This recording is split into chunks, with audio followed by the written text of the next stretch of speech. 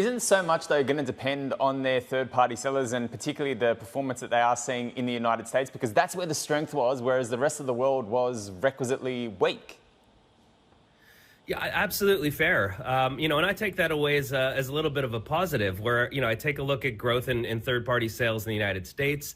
Doing some very back-of-the-envelope math suggests that e-commerce in the United States was actually up after it effectively flatlined a quarter ago.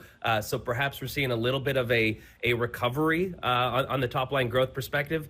And even in international, which was certainly down at about 12% as we look at the international business, on its own, you could certainly understand that there's more macro pressures, a more under pressure kind of consumer in Europe, fledgling businesses in emerging markets. About 11 percentage points of that 12 was actually just FX driven.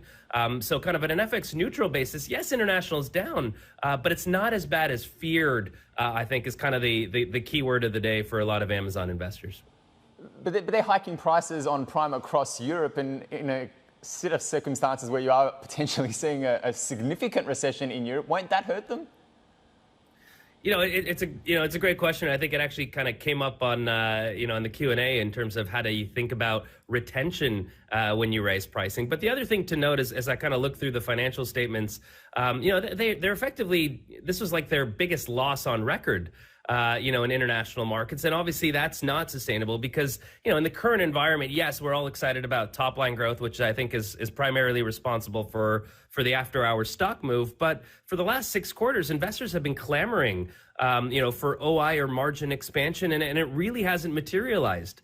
So certainly understand, at least from their seat, a need to move out from the red back into the black. And that's one of the levers that they've got available to them. We'll see whether it drives, churn from Prime customers or whatnot, because certainly some of those price hikes, are kind of sticker shocky from the relative growth of the price perspective. But, understandable need for them to do something to bring margins back into the black and international. Yeah, Mark, we're at 138.54 right now, after hours, up close to 13.5%.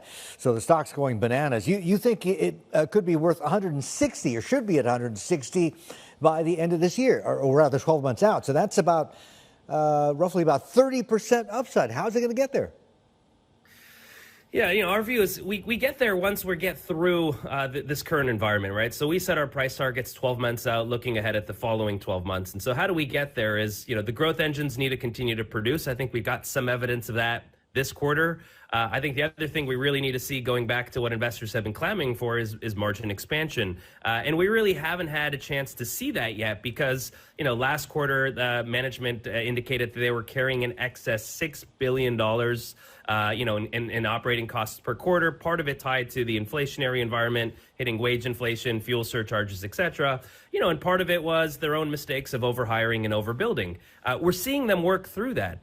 They reduced their headcount by about 100,000 people. And so back to them overhiring and overbuilding certainly sounds like they're making progress against it. And they told us on the call today that $6 billion number is now down to $4 billion. So what we really need to see to get the stock to the levels that we suggest from our price target perspective, is that margin leverage in the business. And so we're starting to see them make some pretty tough choices, and be very, very, very focused on driving that margin leverage. When do we get there? It's probably going to be something like the fourth quarter or early next year.